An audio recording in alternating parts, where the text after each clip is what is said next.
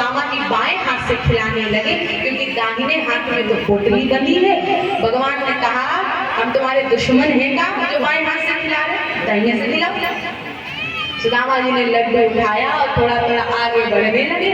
भगवान बोले क्या तेरे हाथ में कुछ दिक्कत है का, लाओ ठीक कर दे।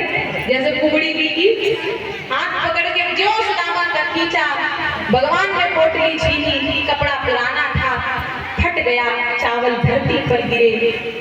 एक मुट्ठी खाया, एक लोक दिया, दूसरी मुट्ठी खाई, दूसरा लोक दिया, और तीसरी मुट्ठी खाते ही रुक्मणी जी ने हाथ पकड़ लिए। कहा ना सारा प्रसाद अकेले अकेले खाओगे क्या, कुछ हम रानियों के लिए भी छोड़ दो। बाकी शेष 2 मुट्ठी भगवान ने अपनी रानियों में वितरित किए हैं। 2 मुट्ठी खाकर 2 लोग सुदामा को दान कर दिए। एक रात सुदामा भगवान के यहाँ रहे। अगले दिन सुदामा वापस आने लगे तो भगवान ने कहा सुदामा हमारे कपड़े उतार दो, तुम्हारी धोती कटी फिर से पहन लो। सुदामा अपनी पुरानी धोती फिर से धारण करते हैं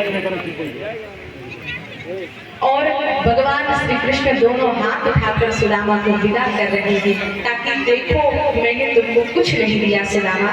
भगवान ने खाली हाथों से विदा किया है, लेकिन हुआ क्या, जैसी द्वारिका नगरी बनी है, एक रात में विश्वकर्मा को आदेश देकर बिल्कुल वैसी ही सुदामापुरी भगवान ने पोरबंदर गुजरात में बनवाई है। सुदामा जी अगले दिन अपने घर पहुंचे तो देखा जहां हमारी झोपड़ी हुआ करती थी वहां पर बहुत भारी विशाल महल खड़ा हुआ है। सुदामा जी डर गए, सोचने लगे हम रास्ता भूल गए, गऊ और के घर में घुसे जा रहे हैं। इतने में सुदामा की पत्नी महल से आई। सुदामा जी मैं, सुदामा मुझे कौन, मैं सुशीला। सुदामा बोले नाना हमारी सुशीला के पास 2 साड़ी थी, वो भी पुरानी, तुम तो बढ़िया बनारसी पहने हो, इसका मतलब हमारी पत्नी नहीं हो। सुदामा जी ने जो घूंघट हटाया, सुशीला को देखा, पूछा ये महल किसका है, रातों रात कैसे बन गया। सुशीला ने कहा ये महल हमें कृष्ण ने दिया है, ये कृष्ण की लीला है जो एक रात में बनकर के तैयार हुई। जैसी द्वारिका वैसी सुदामा बनकर तैयार हुई। आओ हमारे साथ महल में प्रवेश करो, भगवान ने हमें उपहार दिया है। ध्यान से सुनेंगे। सुदामा जी ने महल में प्रवेश, सुदामा जी ने भगवान के दिए हुए राजपाट को प्रणाम कर लिया और उसी महल के बगल में जैसे पहले झोपड़ी बनी थी बिल्कुल वैसे झोपड़ी बनाई। वही एक तवा, एक चिमटा, एक भगोना, एक थाली के साथ सुदामा जैसे पहले जीवन जी रहे थे फिर वैसे जीवन। एक बार दोनों हाथ उठाकर जयकारा लगाएं, बोले कृष्णचंद्र भगवान की, सुदामा जी महाराज की। सुदामा चरित्र की कथा सुखदेव जी ने सुनाई। भगवान के वंश की कथा। भगवान की हर रानी से 10 बेटे और 1 बेटी है। करोड़ों में भगवान का परिवार है। आप सभी से निवेदन है 2 मिनट सभी ध्यान से परीक्षित मोक्ष की कथा सुनेंगे। कोई भी उठ करके अभी मंच के पास ना आए।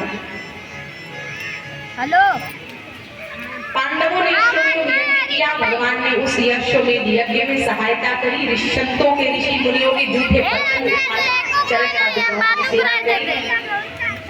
भगवान श्री कृष्ण धीरे धीरे सारी लीलाएं अपनी समेटने लगे हैं। जितना फैलाया था सारा समेटने लगे। 7 दिन राजा परीक्षित के जीवन के आने पूरे हुए रहे। माताओं से निवेदन है बातचीत ना करें, 2 मिनट ध्यान दें। परीक्षित जी को श्राप लगा था 7 दिन बाद मरा हुआ सर्प जीवित होगा और जाकर के राजा को डसेगा। आज 7 दिन कथा के पूर्ण हुए और श्राप के अनुसार वो मरा हुआ तक्षक नाग जीवित होगा और राजा परीक्षित को डसने के लिए चला। रास्ते में धनवंतरी जी परीक्षित जी से मिलने जा रहे थे। धनवंतरी जी जो समुद्र मंथन से अमृत का कलश लेकर आए थे, जिस दिन हम लोग धनतेरस मनाते हैं। धनवंतरी जी आयुर्वेद के बहुत बड़े ज्ञाता का है और कहते हैं धन्वंतरी जिसके ऊपर नजर डाल देते थे वो यदि मरा भी है तो भी जीवित हो जाता था। तक्षक सर्प ने सोचा यदि धन्वंतरी परीक्षित तक पहुंच गए, मैंने परीक्षित को मार दिया तो भी ये नजर डालेंगे और परीक्षित जीवित हो जाएंगे। तो रास्ते में सांप एक डंडी बनकर के लेके गया। धन्वंतरी जी की पीठ में खुजली हुई, उन्होंने वो डंडी उठाई, पीठ खुजाई और सांप ने पीठ में डस दिया। अब पीठ पर तो नजर मार नहीं सकते, इसलिए धन्वंतरी जी ने वहां पर शरीर छोड़ा। तक्षक नाग एक ब्राह्मण बन करके राजा परीक्षित के पास पहुंचा, महल में पहुंचा, लेकिन उस दिन सुखदेव जी के कहने से परीक्षित से किसी को भी मिलने नहीं दिया जा रहा था। न जाने तक्षक नाग कौन से रूप में पहुंच जाए, इसीलिए परीक्षित से कोई मिल नहीं सकता था। तो ब्राह्मण का रूप छोड़ करके सांप ने क्या किया, एक फूलों की टोकरी रखी थी, बड़े सुंदर सुंदर फूल रखे थे, उन्हीं फूलों में बड़ा मनोहारी बड़ा सा फूल रखा है। उस फूल के बीच में तक्षक सर्प एक कीड़ा बनकर के बैठ गया। वो फूलों की डलिया परीक्षित के पास पहुंची।